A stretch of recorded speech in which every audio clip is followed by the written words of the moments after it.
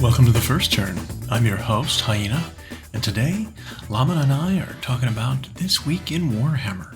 If you like what you hear, give us a like, comment, subscribe, or share, or let us know if there's something you'd like to hear us talk about. Alright, let's get to it. Welcome to The First Turn. I'm Hyena. I'm Llama. Today we're catching up for a bit of a gap we had. We did. Here from recording. We had a couple weeks where we were rather busy, and so we've got a lot to catch up on. Well, I say a lot. It's not that much. There's some interesting things that happened, so we'll kind of rush through them real quick to see everything. New armies being released, new books coming out, new stuff is always fun.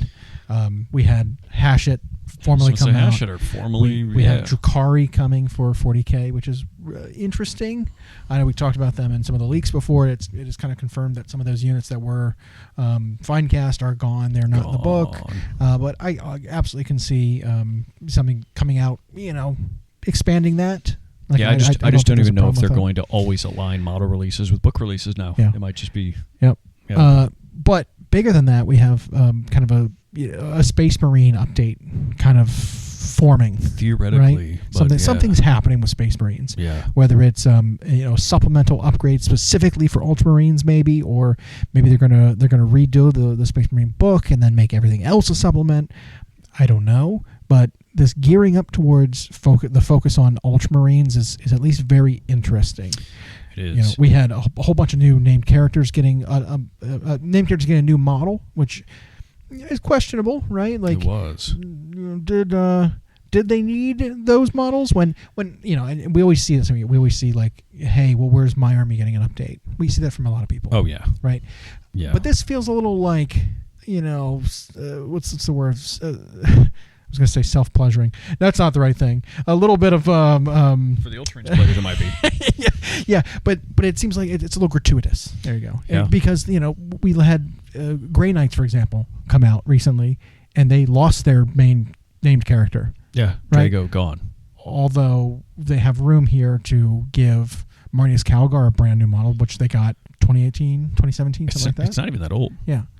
And then, because he's wearing Gravis armor, so he's from like 10th edition plus. Right. And then getting a new model for Cato Sicarius. So that one didn't surprise me as much because his model was metal, old, and yet he is still prominent in the lore. I even think, but I don't know if he's been Primarchs. Right. But I do know that he was one of those given some big extra title by Gilliman to do important stuff, and we'd seen him in artwork, and we assumed he was going to get something. Yeah. And if it was just that, when he got a new model, we'd be like, okay, cool, new, he needed it. Why not? They gave us 5 other chapters. But then of it's stuff. like, boom, here's Marnius Calgar getting another one, plus new Vitrix Honor Guard in a separate kit now. They're not bigger, together. Bigger unit, and then there are rumblings and kind of rumors about them not stopping there. No, where it'll be like, oh, hey, you remember that one guy, Gilliman, the Primarch that they got, the one that changed everything in 40k. Well, the rumor is that he'll be getting a new model, which is like, I hope that one's not true. I really hope that's not true, because that's just a slap in the face, right? Because it's like, he's already gotten a thing. Why are we spending the effort and the resources to give him a new one when there's so many other things that could be receiving attention, receiving updates? Yeah, and it's so everybody wants, of course, more Primarchs. They didn't think this was something they wanted, but once they started the train, everybody wants it. Who's next? Right. Now, I've heard 2 main rumors on this line. Someone said that the next Primarch we're getting will not be a Loyalist. It will be another of the Chaos ones. I'm fine with it. Give me another Chaos. Yep. Demon. And Prince, we talked about the other ones who have also... I'd love to see Lorgar. We've got Lorgar, we've got Perturabo, we've got... Yeah. And so, whichever one between Alfarius, Omegon, whatever is still there, we don't know. But one of them's still out there. Right. And I mean, short of Horus, whose very soul was deleted... Right. Or put in some, I don't know, a stone somewhere, whatever it is. I mean, I guess they can technically justify bringing back anybody else, like the Night Haunter, right? Yeah, any of them. But if that's true, that's fine. There has been some lore things that relate Perturabo, Vashdor, and everything happening there. More on that in a sec. But then the discussion was always, well, who's the next loyalist? And you can make a case really for any of them. Right. It's like And now between Corvus, Dorn, Vulcan, Khan, Russ, my one they could all come back. My one hesitancy for many of the chapters getting a Primarch next is the fact that they did release a named character basically for 5-6 of the chapters. 5 chapters, yeah. And so it's like, all right, well, maybe this was hey, we're not giving you something, but here's a cool new named character for your chapters to hold you over. Right. So you're not getting nothing. You're getting something. White Scars and Raven Guard, all you guys, you're getting something, so that when the next thing happens, you don't feel left out as much. That's because Gilliman's gonna. That's an interesting way to think of it, because the Divergent chapters, who at least the ones who've always been Divergent, so Dark Angels, Blood Angels, Space Wolves, they got their last updates all came with a host of new character models, old models being made new. They all got their sort of honor guard. Yep. So, okay, if they wanted to update the Ultramarines version of the honor guard, okay, because you could only get them before in the Marnius Calgar box. Right. Now they've got their own Blade Guard veteran style box. Fine. But the new Calgar. So here's what I'll say, though. The new model looks great. Sure. It does. Yeah. He's in Terminator armor, and he's got a aesthetic that looks so much more like his appearance in the new Space Marine video game, right? When spoilers, when he shows up, kind of saves the day. Yeah, kind of Infinity War Thor style showing up on the fields, right? Even the Space Marines were surprised to see Space Marines, which I think is funny. Yeah, it's like you see you're the Imperial Guard and Space Marines show up, and you're like, oh, the angels, what the hell? The angels have arrived, our salvation. But they were like last standing. Against Tzeentch, and like the chapter master shows up, and they're like, "Oh, angels!" Yeah, it's like yeah, that's how it feels. Yeah. When you guys show up to save the guard. Yeah, and so the new model looks great. The timing is weird. The choice is weird. I think that's more the thing. Is it's like the why now? Yeah. Why are you doing this? Well, and so we had talked at our last episode about how maybe they're just starting to release the models when they can, and they won't always line up with a book. Right. So it could even be there's not a new Space Marine book coming, but they'll obviously have new data slates or data sheets for these guys. They will, right? I mean, he's got different armor. He's got to have different rules. Yeah, I'm sure he's going to be updated. Kato will be updated. He'll have the same exact weapons, but he'll be in Terminator armor instead of Travis. But I wonder if, like those other 5 that we got, where their rules were all really boring. Mm-hmm. If the Ultramarines won't show up like that, that will lean me again towards, okay, Space Marines must have a new book coming, because they don't want to make these too playable and too good and too auto-include, because a book's coming that's going to give them the real rules that they're supposed to have. So here they are, just mopey. Yeah. And I don't think it's the end of the edition yet, because then they would make them ultra-playable and say, you have 3 months to play with this version before we make them fair. And but you could be right. That could mean that Raven Guard, White Scars, Imperial Fists, Salamanders, and Iron Hands have nothing else coming for a while. So that could even mean they're Primarchs not coming. Yeah. And that's my assumption. I mean, I know there was what I consider to be probably a fake rumor floating around about Ferrus Manus coming back. Coming at the head of New Legion of the Damned. Kind of one of those wish listing things of like, oh, well, Legion of the Damned is Ferrus's thing, and he'll be back. And it's just like, I don't buy that. While I think it would be okay if it did happen, I think it would be super cool. Yeah. I think people would be so on board with it. Enough people would be on board with it that it would work. I just don't see that happening right now. No, because what else goes with it? Like, what do you? Well, and this is just from a modeling perspective. I actually feel like they don't want to release any of the Loyalist Primarchs to be like radically altered. And if you're going to make Ferrus Manus at the head of, no pun intended, at the head of the Legion of the Damned, you're going to make him this big flaming whatever guy, and he's your Loyalist Primarch. I just don't think they're going to do that. Right. Anyway, so some of the rumors have suggested that Gilliman's getting an update. I guess his model's technically almost 10 years old now. Like I said, I think it's unnecessary at this point. I agree. Because he's not even the oldest one. No. I mean, Magnus was older, and I think technically Mortarion was older. I wouldn't mind him looking different. Like I'll say that. Like, I've never been a fan of his model. Yep. I think it's just weird. Like, his power armor is this weird, like, skin tight suit. It doesn't look like armor to me. No. It's kind of like he's gangly and long and weird, and his proportions to me don't make sense. Whereas you look at the Lion and he's like, perfect. Yeah, that's a perfect model. Like, I know it's a different style of armor, but like, it is. Look at how he's posed. It's regal. It's imposing, but look at like his scale and everything. Like it works so well. Guilliman is just, he's striking this weird like lunge pose, and his legs are really long. Like he was about to jump on a horse. He's got one big hand. Yeah. You know, his head looks small, and like it just doesn't fit. I don't know. It's just I could see if, here's the thing. Here's what I'll say. If that rumor's true and a new Guilliman comes out, I bet you it will be a 10 out of 10 in terms of what it looks like. Yeah. If like even the Marnius glow up, who didn't need one, was that good of an, I just feel like, yeah, they'll knock it out of the park. He'll resemble some great artwork of him. Yep.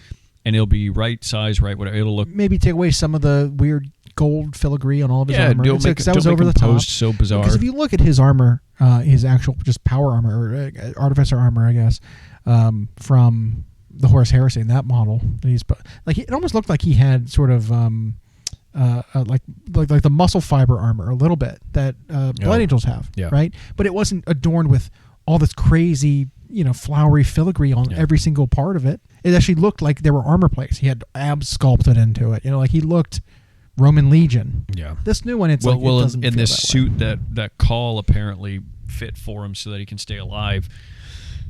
I don't know. At the time it was cool because we didn't have that, right. and now it's like I could see if they updated the aesthetic, and make him a little more stoic. I think that's going to be the dynamic, right? You make all the Chaos ones very outlandish, very mutated, very power hungry, and then you make the Loyalist ones a little more reined in. The hero standing still. I wouldn't mind seeing like cataphracty armor even to make it to harken back to the old style of like again you've got like Roman inspiration. You could have like the tassels. You could have the the epaulets. You can still have the sword and everything. Let him be. I'm sure it will look good. I think there will be people who bemoan Ultramarines getting 2.0 of the Primarch before everyone else even got one.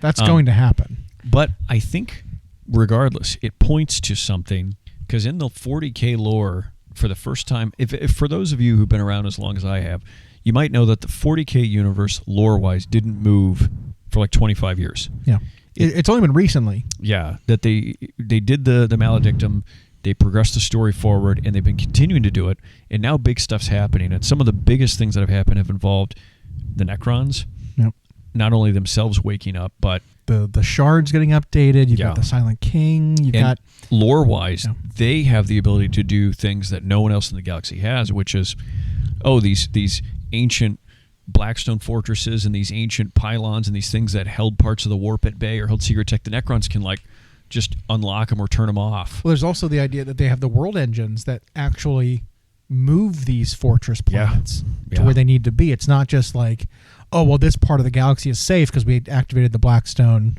pylons. It's like, we're actually going to use this planet as a ship and move it. Yeah. Like there's like that kind of shit in the lore. And so it's like, well, how's that going to work with the Maledictum?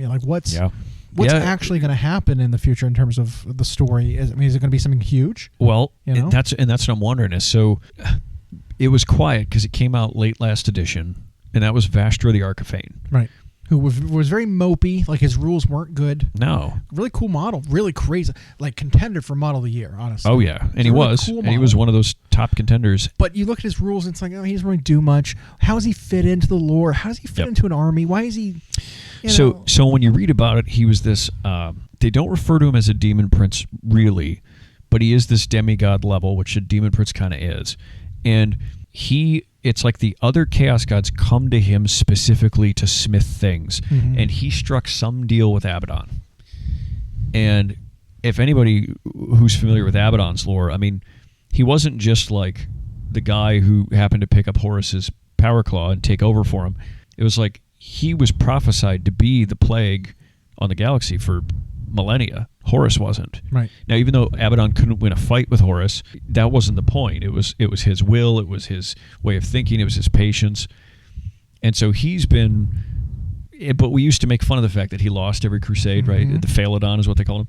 But now he's been winning, and he makes a deal with this being who's ancient, and no one knows who the hell that thing serves. Who does Vastor serve? Right. Well, we talked a couple of weeks ago about this revelation of the other 4 points of the 8 Chaos Star being sort of the antithesis of the the 4 everybody knows. Yeah, and we started thinking about that with Age of Sigmar, honestly. Yeah, with the demon Yep. smiths and the very similar sort of idea, right? They're trapping demons and using them as fuel and whatever. We started thinking of it that way, but 40K has the same kind of thing going on, and while the Hellsmiths might have one version of this, maybe Vashtor is another version of it, or even Skaven, how they've got their ruinous power, in their form. Maybe there's something akin to that in 40K. Right. And so some of the, I don't know it fully. I know there was an actual piece of lore where a certain individual named Perturabo, who hasn't been seen in a little while, has worked with, although probably reluctantly because he hates working with people, worked with Vashtor, and they've created some horrifying artifacts or whatever, but also the ability to bind demons by contract, by technology, by whatever. But again, he's an unaligned entity. Or when we say unaligned, I think what we actually mean is, undivided, whatever, is not aligned with the 4 gods that we are familiar with. Have all known, right. But who's to say that they're not aligned with something else that is undefined? You're not unaligned. It's just it's unknown who you're aligned with. Yeah. And we could absolutely see something expand to flesh that kind of thing out. I mean, think back to early Horus Heresy in the books. I mean, there were examples of the first demons manifesting. Yeah. Weren't of the 4 gods. No. They were something else entirely. Yeah. There was I know a big piece of lore about the Dark King. Yep. Who the Emperor was flirting with the idea of becoming. Yeah. And battling with becoming that entity, potentially being another chaos, god of some kind. And the demons we saw back then manifesting, I don't know, there's the first demon that came was Seamus. Yeah. Samus, whatever you want to call him. Right. He wasn't a corn demon. No. He was this unaligned demon of the Ruin Storm. Demon of the Ruin Storm, and they had some Forge World models that were demons of the Ruin Storm that were kind of spawn sized things with big hammers. That were really cool models. But I remember thinking back then, what the hell are these? Well, and he never explained it. Yeah, and they just kind of went away. And his dialogue even was really cool because he had a sequence where he battled Loken or chased him, and he was massive. Seamus or Samus or whatever in particular was huge. He was a very ancient, greater demon manifestation. Yeah, I mean, he was, from what I remember, his model was if you took a bloodthirster and took its wings off. Yeah, he was bigger than that. Yeah, he's big and ancient, and for whether that is malice or something else, referring to the Ruin Storm, it's the way they described it as well. The 4 that everybody has known for so long require worship to gain power, and they require something specific, pacts that you have to make with them and all this. The other 4 kind of don't. The Ruin one in particular doesn't need anyone to worship him, doesn't need you to do anything. He just needs you to end. And so his victory is stuff coming to an end. And so his demons, the Ruinstorm demons that emerge, are always portending some sort of end. The Emperor, it's weird. He's like this wrench in the plans where he almost forced the Dark King prophecy to happen, which would have brought about an end. And instead he fought against it, resisted it, and cast the power away kind of thing. Which, what the Emperor is in general brings up way too many questions. I mean, and part of it is I hope they never explain, because I love the idea of theorizing and never knowing for real what's happening. Yeah, I don't need absolute. I don't need concrete. I don't need it all explained. Confirmation. Because most of the time that ends up never that. It's always disappointing. It's either disappointing or it shrinks the world or both. Yeah. But there's more of this stuff coming out, including the fact that the Drukhari sort of built a proxy or a copy of the Golden Throne, but it's like the Dark Throne, and now they don't have a being like the Emperor to sit on it and control it. So what people were talking about is they wanted to construct a clone to do it, but then there's a chance that this creates a whole new problem where now the Emperor's essence is divided among 2 entities. You don't double it, you have it. Yeah, and if it's split, then chaos can storm in, and that's a problem. Well, I mean, the Emperor did have a webway portal that he created in the basement of the Golden Palace. That was the whole thing. It's I want to use the webway as a safe way to travel instead. So you don't have to use the warp. Because the webway, if you're not familiar with it, is it's like a pocket dimension, right? Where there are doors leading all kinds of places that don't line up with real space. Yeah. So like you could walk through the door to get in, walk 100 feet, go through a different door, and be billions of miles away, because that's where the one door enters and the one door exits. Yeah. It doesn't line up. It's like it's a house on the inside it's bigger than the house on the out. It was like when Neo walked through those doors and he's in the big white hallways with doors that go everywhere. That's kind of like the webway. Yeah. And so the Emperor had a door that he was hoping to use and lock down and block out chaos, use the webway to travel, whatever. So it makes sense that now that the webway is vulnerable, they want to find a way to protect it. The Biggie was Tupac was involved in some way. Yeah, that's why the webway went foul. And and now that it's open, it's vulnerable. They have the technology for the Golden Throne in some way that they snuck in or they were involved with it to begin with. We don't know. Again, don't shrink the world. Don't tell me. Yeah, but the vulnerability of the webway makes the Drukhari homeworld of Camargue vulnerable. Yeah. So they're trying to. Camargue to me is very interesting. It feels very. Dare I say, people have been wanting Skaven in 40k for a long time. Camargue is kind of like the Skaven home realm, honestly, in my mind. Okay. Because it's this giant sprawling place that's beyond comprehension. It's got tunnels that lead to unexplainable places. Kind of like the Skaven can burrow anywhere. Yeah. Right? They burrow through reality and they just pop up places they shouldn't be. Right. There's tales of like the Skaven burrowing gnaw holes on the sides of like ships that are flying and coming out of the hull of a ship. It's like, how? Yeah. There's no, like, you look on the other side of the hull and it's just air, and you look at this and it's a hole into the Skaven realm. Yeah. That kind of thing. I don't know. I feel like Drukhari kind of mimicked that a little bit, and like maybe we do have a Skaven-y sort of faction through that, and they're raiders and they steal people and they take slaves and they eat them and they torture them, whatever. Very Skaven. They backstab each other constantly. I mean, they have mutants. The more I talk about it, the more I'm convincing myself. Drukhari is Elven for Skaven. They're the Skaven of 40k. But I digress. We do have some similarities between the two settings, but this whole thing with the Drukhari being involved, I think, is pretty solid. I mean, it doesn't make sense otherwise, like how they have the technology and how it came to be in the first place. I wonder, though, if we're going to see, if something like that is enacted and does happen, are we going to see bigger ramifications in the story? With this steps forward that we're getting, are they going to do more? Are we going to see more than a campaign event? Are we going to see an edition ender? Are we going to see an end times? Are we going to see some kind of large event? Well, Storm of Chaos, I don't know. Well, and Grimgor shows up and headbutts the Emperor. You is weak. Yeah. Yeah. And it's... it's interesting, though, is like the end times in Warhammer Fantasy, now the old world, were brought about by the fact that the game just was dying. They had to come up with something. So they wrote a really neat campaign, actually, and then brought about its end. 40k is not suffering that problem. So it's interesting that once you start moving a story forward, now you're stuck on always moving it forward. So now I like the new lore as it comes out, and then seeing the new models and seeing rules based around the new stuff and seeing new maps. Some fans aren't fans of it because then their 40k changes. They always think that anything new retcons what they knew or erases what they knew or whatever, and it doesn't. Your thing's still there. Yep. But I don't know what the reason is. It just maybe the writers are just always thinking progressively. So it could be there is a big end time style. We're going to jump the story forward without the same old that we've always had, or this further separates it from the Horus Heresy, even though a bunch of Primarchs are back.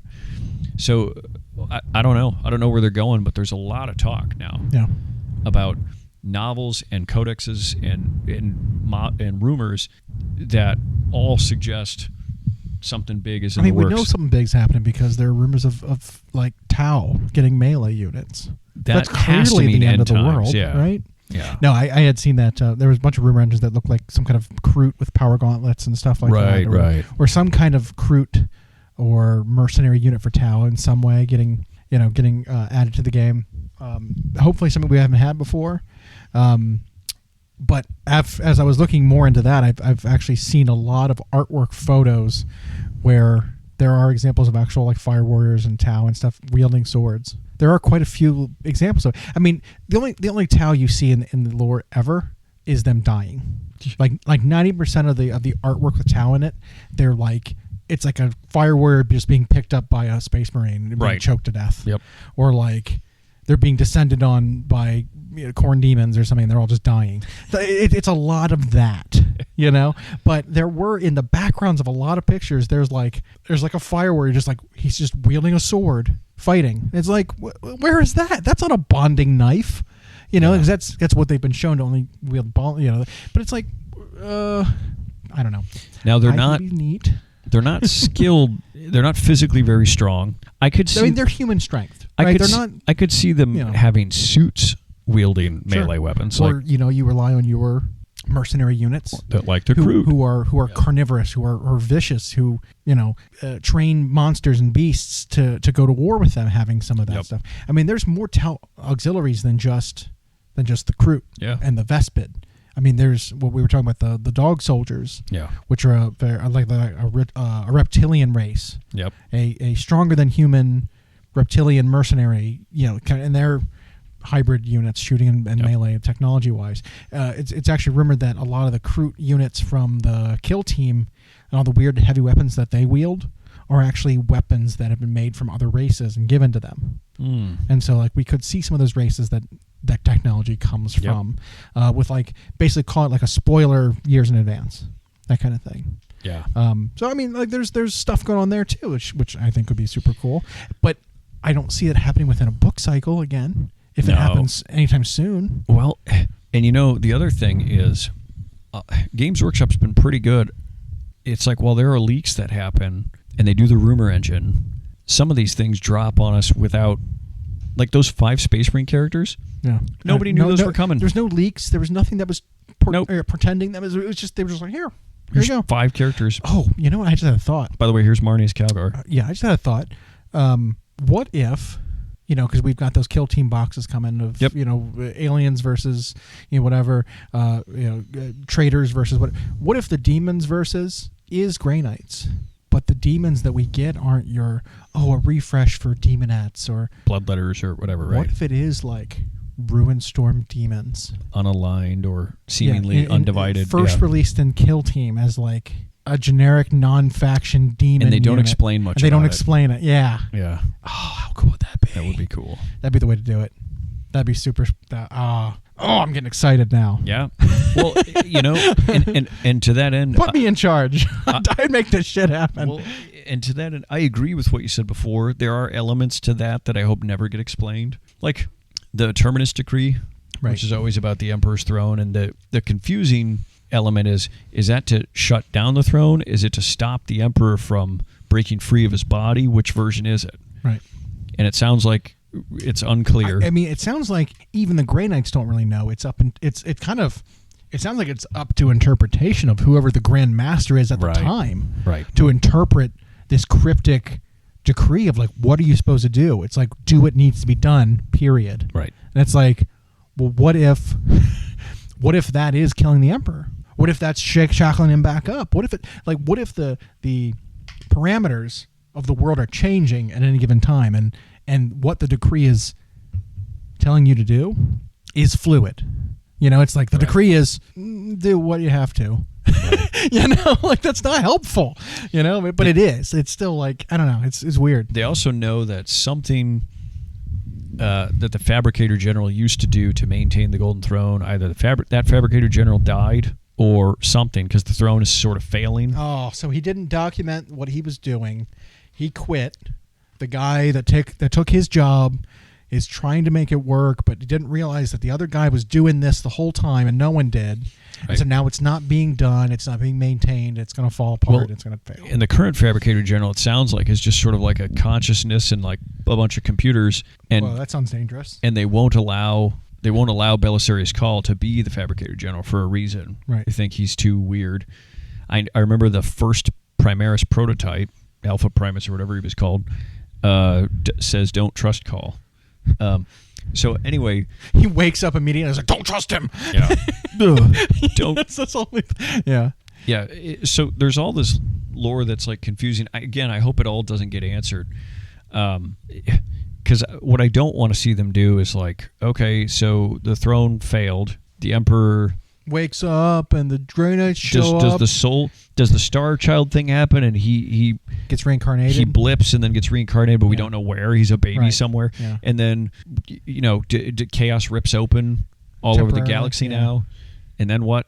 So you know what I think would be even worse? It fails. The Grey Knights show up successfully, get into the throne room without any effort, kill the Emperor, and that's when he dies. And then chaos and like the Emperor comes back and he's like, when we see him, it's like a few years down the line, but he's like a teenager, just a like teenage Emperor, flowing golden hair, cell phone, whatever, like skibbitying all over the place.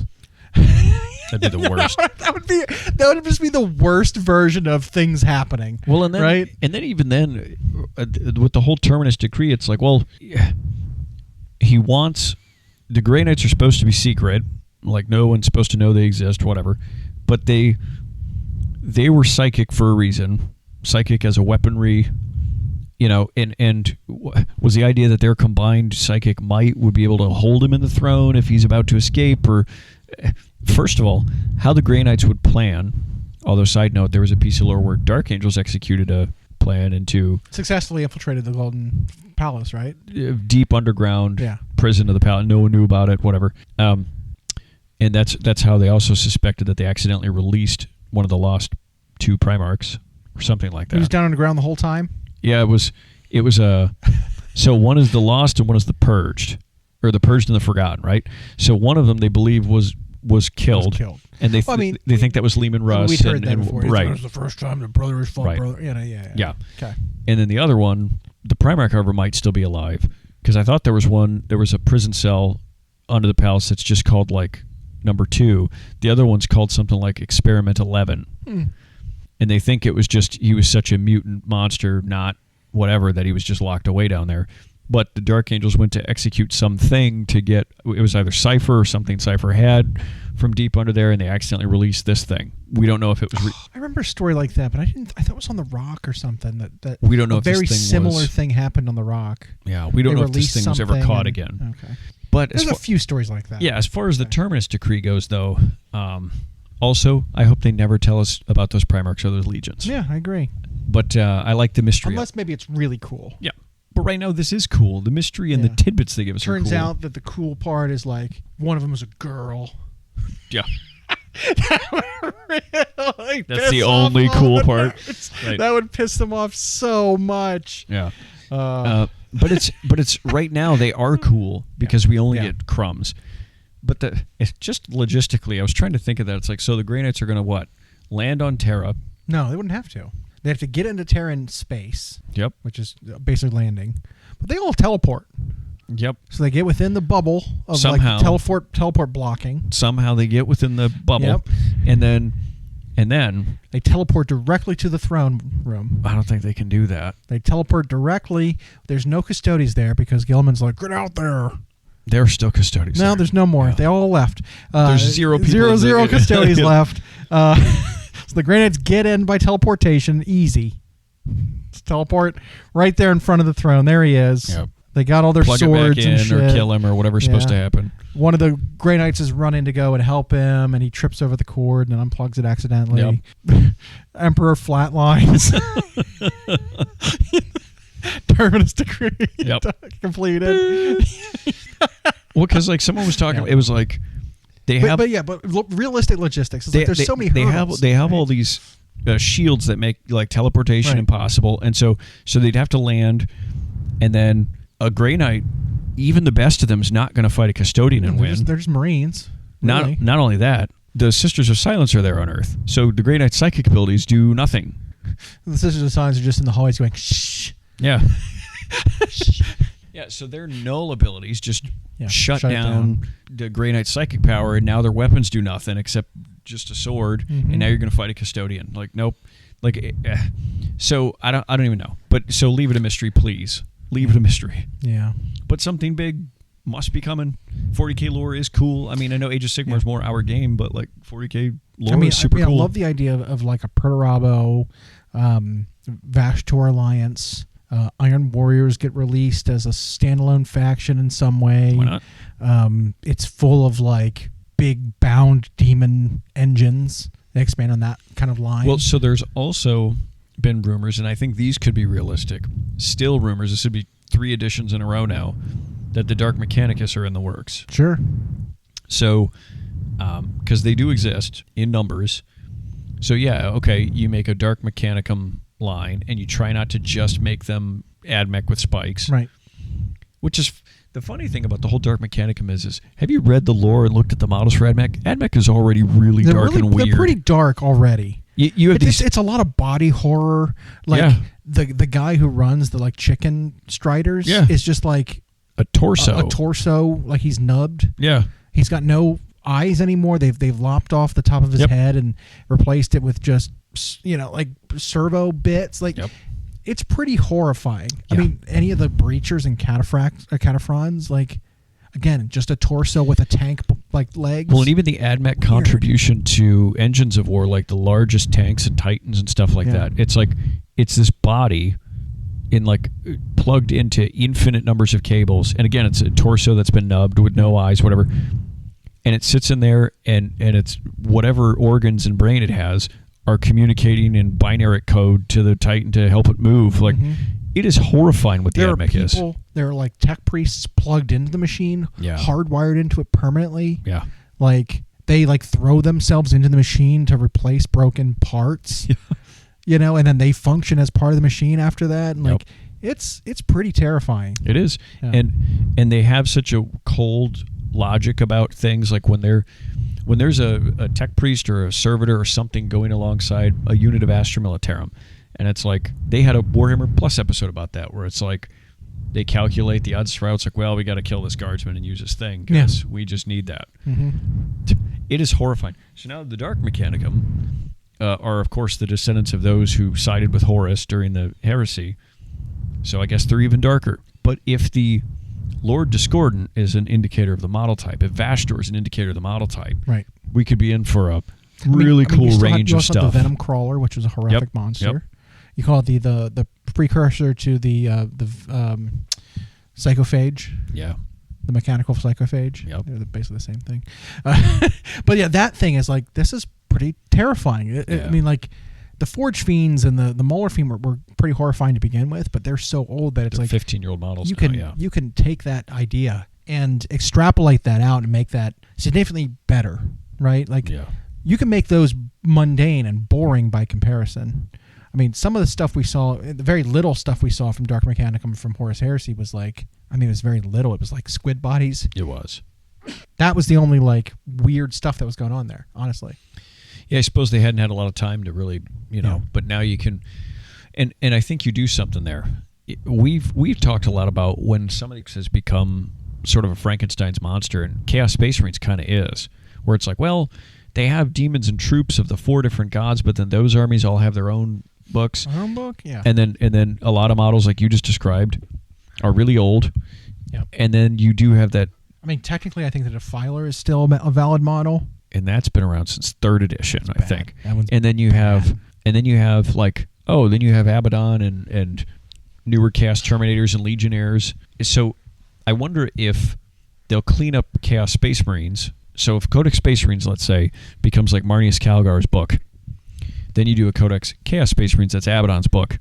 Okay, yeah. And then you take like the Disco Lord, the Defiler, the Venom Crawl, you make a new model for the Defiler. Those 2 engines you're talking, you pull them out and make a whole bunch of new Dark Mechanicum stuff and Vastor. You plop that into a Codex. Make a new Vastor, you're saying? No. Okay. You plop all that into a new Dark Mechanicum book, make a couple kits, and I think you'd have something already. And it's interesting. I don't know, and maybe someone can comment on it. I don't know where Perturabo's allegiance lies. I don't know if he's even still at the head of the Iron Warriors anymore. I don't know if he does that now or if he does Mechanicum stuff. That's actually a really interesting idea I never thought about, where it's like you leave your Legion because it's too physical. He's delved too far into, exploring the non-physical, the metaphysical, right? Your demon side of things and binding that kind of thing. Maybe humans and Space Marines who are just meat are too mundane for him. Yeah. And it could be he still has them.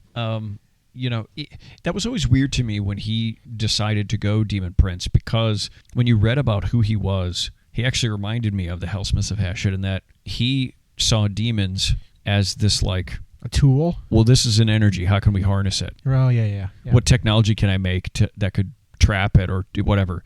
And he built his little own Tesseract vaults. That's how they temporarily contained Angron during but his own version of those. Yeah. And at the same time, when he knew he had abandoned the siege, he also knew Horus would probably come after him. Now, Horus, of course, went poof, but like he expected at the very least that legion would come after him. And so he accepted a bargain to become a demon. Now, I know he's used some of the powers, like he's used Nurgle to do stuff and whatever, but he's undivided. Mm-hmm. So that's another one. It's like his desire for all knowledge, technologically speaking, probably is similar to Vashtor. Like, who do they serve? Maybe he is Vashtor. Is there a chaos god of like the Forge? Interesting. I mean, such a thing exists in like the dwarven lore in fantasy.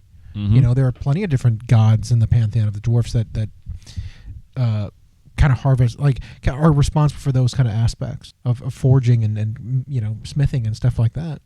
Yeah. I mean, they're not responsible for just making weapons. No. They're responsible for making civilizations. Yeah. You know what I mean? Like, what was it? Grugni was instrumental in building the floating city of Sigmar in the sky. Yep. Like, he helped, build the first Sigmarines, the first, Stormcast Eternals, and pioneered that technology of, making the armor and stuff. But yeah, like he builds cities too. It's not limited to like that. Well, maybe the building aspect of whatever he worships isn't just about building, again, weapons and things like that, but also like reforging beings into different things. That's that was where we get all these mechanical monstrosities merged with humans and merged with unknown mechanical and biological merges. Like, who knows? Yeah, well, it's interesting is like now the Catan Shard of the Nightbreaker getting a new model, and of course we got the Void Dragon, and Necrons are more active in their lore coming forward. Drukhari desperate to save their niche of the webway, messing around with throne powers. Primarchs coming back. It seems like this leg of the game, everyone's got their own like new drive and ambition and story arc. A side mission that we're seeing, a story quest, that each faction is kind of embarking on. Yeah. That's bigger than the story of like, will the galaxy die? Because that was always where it was. It's like, where everyone's just fighting constantly. Edge of Midnight. Is the galaxy going to end? Right.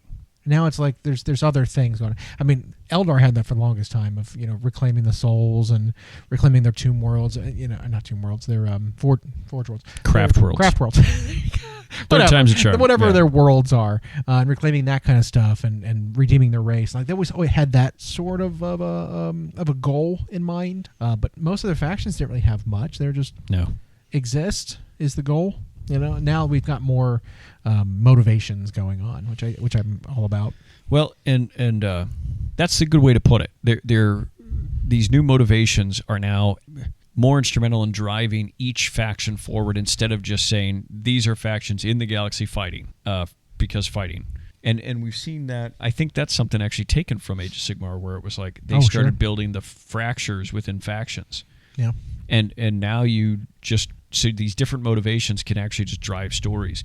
They give everybody also like a favorite character to follow, see what's going to happen. I mean, whatever this is that's happening, and maybe it'll always be an Edge of Midnight thing where they never explain it. Because again, I don't know if they're going to justify just ending the 40k galaxy. It is super interesting, and it does give them license to print money with sexy models and whatever. But all the way back to that rumor that a new Guilliman might be coming in plastic. That is an odd one.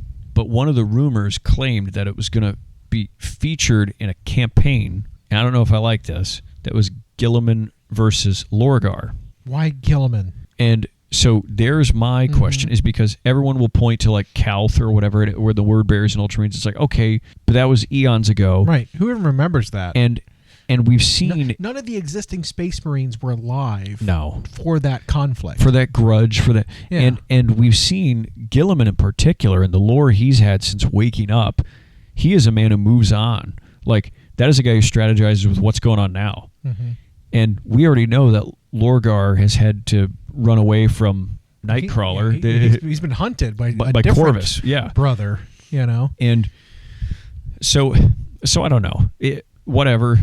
Okay, it would give them a reason to go back to launching something they haven't in a while in 40k, which is like a 2-player box set, right? You make a bunch of new Ultramarine models and a bunch of Wordbearer models, and maybe Wordbearers are the first, although that might make the most sense, undivided faction to kind of get their own. The Ruinstorm faction, right? They're the ones who brought about. They don't necessarily follow any specific god. No, and they talk about more than the 4. So that's all that kind of. It does seem like it aligns. And based on artwork, though none of them are canonical as far as I know, a Demon Prince Lorgar would be pretty badass. Yeah. So it could be when people have heard the rumor that no Loyalist is getting a new one next, it's because an existing one's getting a redo. Right. While Lorgar's getting one. Could you imagine if they did release a 2-player box and both Primarchs were in that box? That would piss some people off, I think, because now you got to buy a $300 box to get your Primarchs until they're released separately. That'd be wild. It also could be possible that the Primarchs wouldn't be in it. Yeah. They'd be released alongside it, kind of. But I don't know. Maybe you bring Lorgar back because these rumors of the other 4, of the undivided chaos entities, of this Dark King prophecy, of the Wordbearers would be one that know about all that. You know what would really piss me off? Sidetrack. Is if they really screwed up how these grudge matches all lined up, and they did it, and it cascaded, and it perpetrated through like all the different grudges. So like they do this thing here where Guilliman gets an update and he's fighting against Wardbearers, but it's like, hey, but that should have been Raven Guard's fight. Yeah. You missed that up. But then they release like a Raven Guard update, and it's like takes place in the Webway against Kamarog's forces, and it's like, what? Wasn't Khan in the Webway? And then they release Khan, and Khan's fighting in the Eye of Terror versus like Thousand Sons or whatever. Wait, what? Yeah. And then Lehman Russ gets updated, and he comes out, and he's fighting against like, Tau. Yeah. I feel like, what is going on? But they took the dial of who's fighting who, and they just turned it one click to the right, and they messed up every single one of the conflicts. That'd be really fun. Then you just Vulcan odd man out. Dorn, just still digging ditches somewhere. Yeah. Yep. Dorn, I suppose, could still be. Now it's funny that image that we assume is fake, that had stats for a Ferrus Manus and his Legion of the Damned or whatever, and I assume it's fake. Well, I assumed it was fake because it had a leadership of 1+. That was weird. Yeah. That's a really weird stat to have. It didn't really make any sense in the current kind of stat distribution of this edition. It's really bizarre. Yeah. Maybe it's for another edition, but they changed things. I don't know. Yeah, I don't know. If they did a one-off detachment that was like the aspect of rage or whatever may include this many points of Legions of the Damned or something, and it's like him plus a unit, and that's just a package. But maybe it's Legends only or whatever. I don't think we need it. That said, I feel like lore wise, once they were able to have people make deals with stuff they don't trust, like you bring what's her name, the priestess for the Eldar, the cat lady who helped bring Guilliman back. Eldrad? No. Yes. They're all Eldrad. No, I know what you're talking about. It's Yvraine. It's Yvraine. Yeah. And so they had Yvraine and Call work together with, all these entities, and they bring Guilliman back out of stasis. They give him a suit of armor that keeps him alive, whatever. Okay. You really can kind of... what'd be funny is if the twist was they released a Guilliman model and it's the real Guilliman, and the guy that they brought back wasn't actually Guilliman. It was someone else that they like. Or it was like Alfarius. It doesn't have to be Alfarius, but it's like a character they made up or they they created or a clone to act as a Guilliman, and it was believable, and then the real Guilliman shows up and he's like, "Hey, that's not me." Wait a minute. Yeah. I don't know. I don't put stock in that theory, I don't either. But it would be it'd be interesting. When we've seen efforts by a few individuals, including Fabius Bile, to clone Primarchs, they found quickly that they don't like think or move like Primarchs. Yeah. Like he did a clone Horus or whatever, and it was like Derpy, and Abaddon just killed it like it was nothing. They did a clone of it was a loyalist version Fulgrim. of Fulgrim, who is now in a Necron and chamber. Maybe that was the closest attempt they had, and it was believable, and they were like, contain it, I don't know. Yeah, so I don't know. Well, because there's more to a Space Marine than just being a big human. Right. Right. There's magic that goes into it. There is. There's technology that goes into it. And if you're missing these components that make you the Primarch, you're just a big, slow human. Yeah. That doesn't have any of the capabilities of the genetically and mechanically engineered being that you were supposed to be made into. Speaking of, so that's been always suspected and hinted at, that a part of how the Emperor created his Primarchs was not just that he and Erda, the other Perpetual, just put their genetic goop in a... They just bunked it. Right. Bunked it. Sure. And pumped out 20 kids or whatever. Yeah. It's like, not only were these powerful entities all in his secret lab, but it's like he is someone who seems to have a weirdly intimate knowledge of not just chaos entities, but entities in the universe in general. Mm-hmm. And it's like, did he make some pact with some of them to make the Primarchs what they are? Because they're clearly above even superhuman. Right. And then he also tried to fight the very entities that he bargained with. Like, I'll make this deal, give me the power to make these sons. Maybe that's why he disappeared very, very suddenly, and he's like, I got to close the warp, because they were coming to collect. It could be. I mean, it's like, hey, pay up what you're due for the bargains we made, and he's like, gotta shut the door. Permanently. Gotta lock was him he out. himself some entity that made a bargain to take a mortal form and like running out of time? And was and so that's why he was always so urgent, because that's how the other Perpetuals always described him. It's like none of the others were like him, and even though he has infinite time, he was always impatient. Yeah. Always moving towards something. And so he was always aware and always trying to prepare to block specifically warp access to the let's get people to stop worshiping, for example, for 1,000 years, and then they'll forget, and these entities won't have access, and then we'll seal everything up and use the webway to travel, and it just didn't work. And now, so he's in the throne blocking everything out, right? And so Terminus Decree could be, make sure I can't leave here, because if I die, I get reborn, and now I'm exactly what I don't want to be.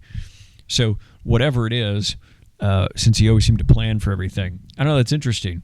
You're right. There's magic there. The Primarchs are made by more than just science. And so Friendship is magic. It is magic. Friendship, orange marmalade, but it's sticky. Sugar and spice. Holds it together. Yeah.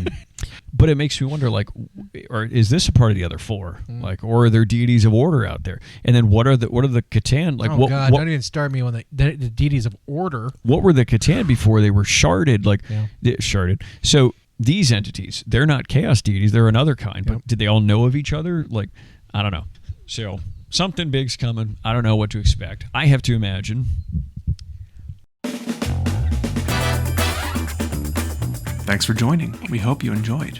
Follow us for more of our weekly episodes on YouTube Podcasts, Spotify, and Podbean. You can follow myself and Llama on Instagram. We are at Llama Paints Minis and Hyena Paints Minis. Music provided by Kevin MacLeod at incompetech.com. And as always, we'll catch you next time.